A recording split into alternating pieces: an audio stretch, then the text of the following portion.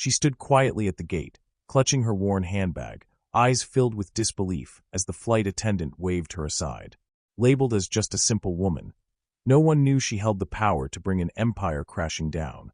The airport buzzed with the usual chaos, announcements echoing overhead, hurried footsteps, the occasional cry of a child.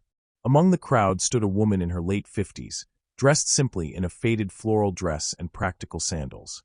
Her silver-streaked hair was neatly tied back, and her posture, though humble, carried quiet dignity. Her name was Margaret Davis. Margaret had arrived early. It was her first time flying first class, and she'd saved for months to afford it. Not for comfort, but for necessity. Her daughter had just given birth in another state, and the only seat available at the last minute was in first class. The airline had been her only option.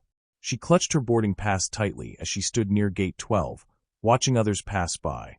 Businessmen in tailored suits, women in designer coats, and children dragging tiny backpacks. She smiled kindly at the gate agent as she approached, her ID and boarding pass in hand. "Excuse me, ma'am," the agent said, barely glancing up. "First class only at this time." Margaret nodded gently and held out her ticket. "Yes, I believe this is my boarding group. Seat 2A. The agent looked again, squinting at the printed ticket, then back at Margaret. Her expression shifted. "Are you sure this is your ticket?" Margaret's smile faltered. "Yes, ma'am. I bought it just yesterday." The agent hesitated, then leaned over and whispered something to her colleague. They both looked at Margaret, one raising an eyebrow. Finally, the original agent straightened and said with a clipped tone, "I'm going to have to ask you to step aside for now. We'll sort this out shortly." Confused, Margaret obeyed, stepping out of the line. One by one, other passengers were allowed to board, no questions asked. She watched as a man wearing sweatpants and headphones casually flashed his phone and walked on. Another woman with a dog in a Louis Vuitton carrier strolled through with a nod. But Margaret? She waited. 5 minutes turned into 10. Then 20. The gate agent avoided eye contact now, focusing on scanning other tickets. Margaret shifted her weight, feeling the stares from passers-by. Some looked at her with pity, others with judgment.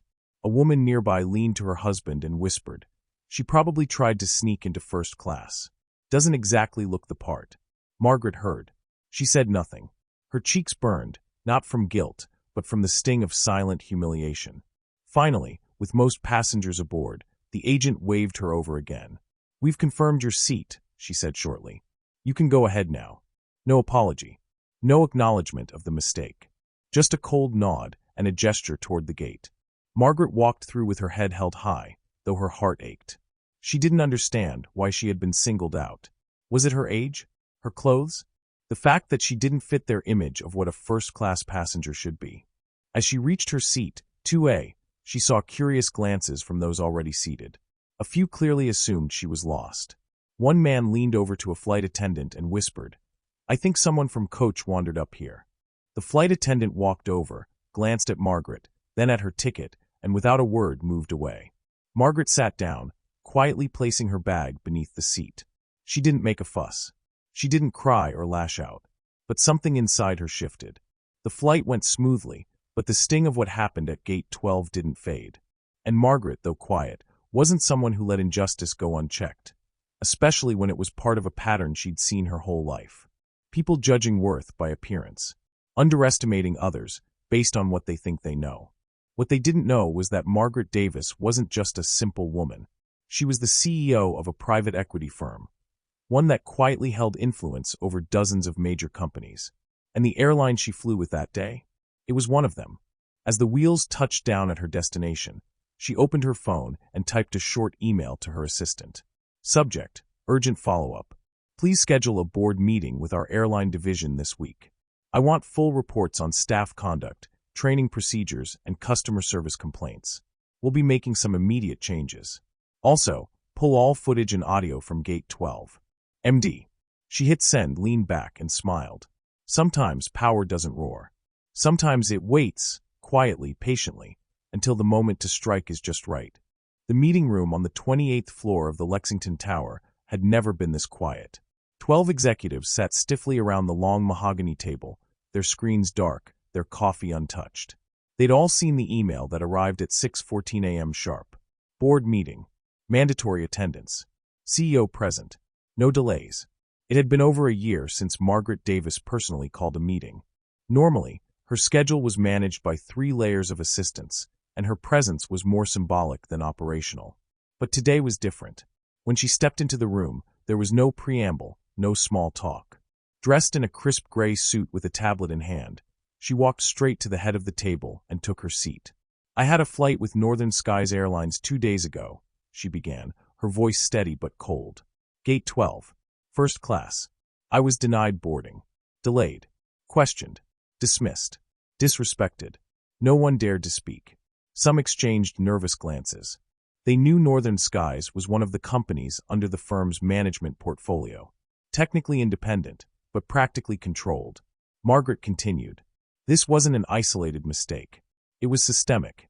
I've reviewed complaints filed by dozens of passengers, women, seniors, people of color, consistently mistreated. The pattern is clear. She tapped her tablet. A screen behind her lit up with data, customer feedback, incident reports, audio recordings, even security footage. On the display was a frozen frame of Margaret herself, standing at gate 12, clearly holding a valid ticket. The timestamp read 4:56 p.m. "Play it," she said. The room filled with the audio of the gate agent's condescension, the murmurs from other passengers, the silence that followed her being asked to step aside. The room's atmosphere thickened with tension. "No apology," she said after the video ended. "No protocol. No escalation procedure. Just unchecked bias and arrogance." One executive finally spoke up, trying to sound casual.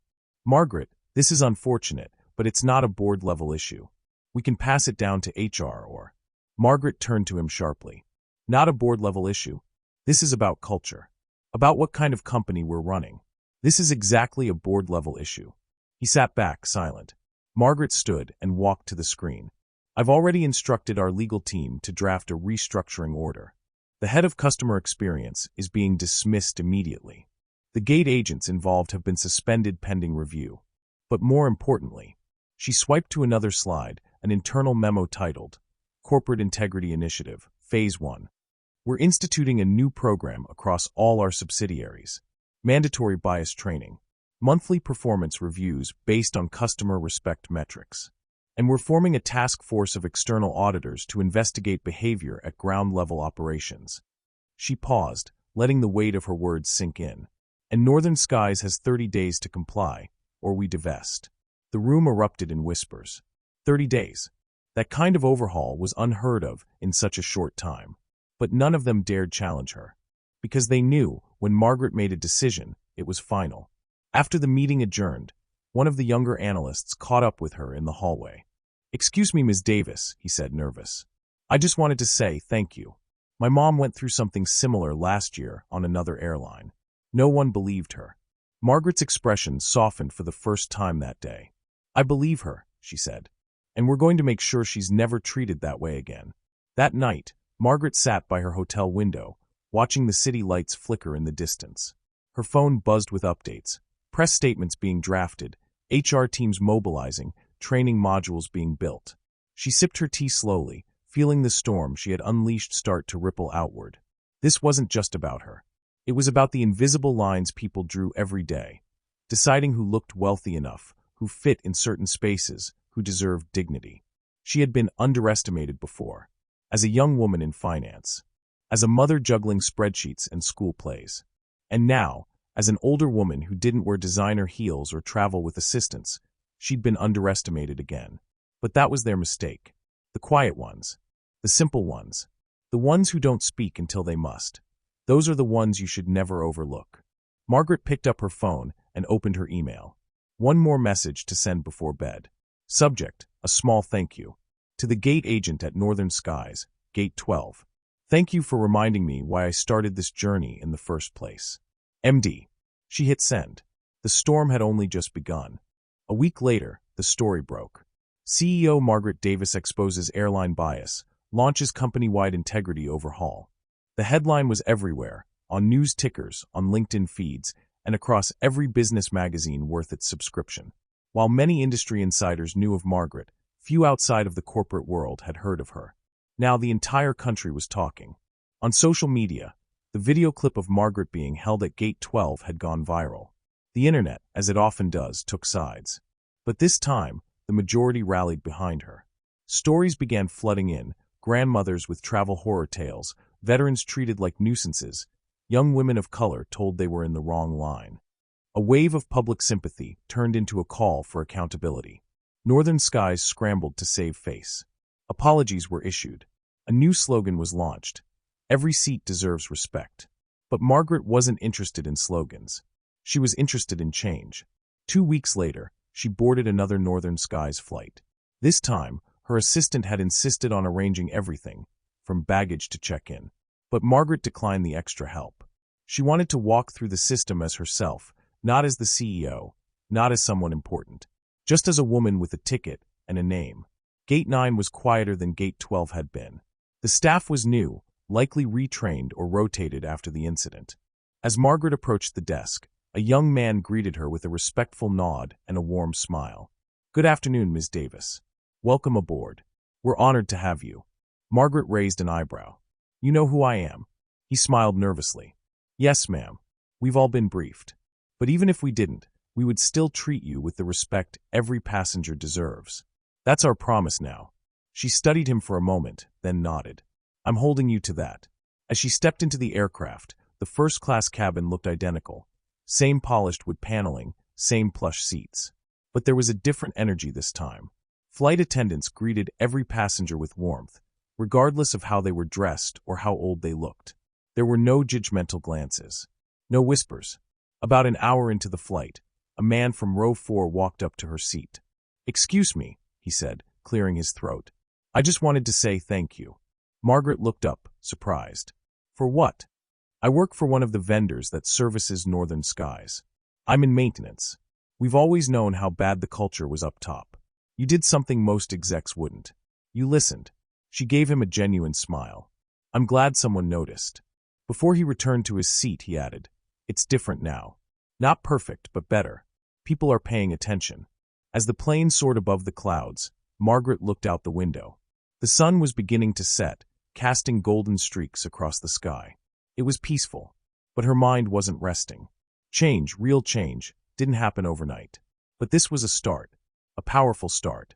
Back at headquarters, the Corporate Integrity Initiative had already expanded beyond Northern Skies. Several other companies in their portfolio had adopted the same review process. Anonymous reporting lines were opened. Customer experience became a key performance metric for management bonuses. Suddenly, being decent wasn't just nice. It was tied to money, promotion, and survival. Even the gate agents from Gate 12 were given a second chance. After a mandatory training period, they were reassigned under supervision. Margaret believed in accountability, but she also believed in growth. Because it wasn't just about punishing the system. It was about fixing it. Weeks later, during a press conference, a reporter asked her, "Ms. Davis, you've been called a quiet revolutionary.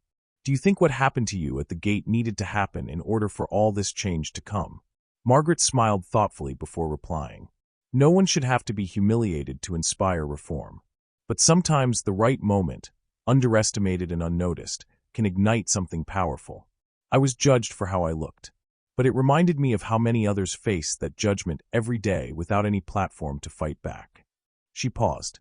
"I was lucky enough to have power. I just finally decided to use it."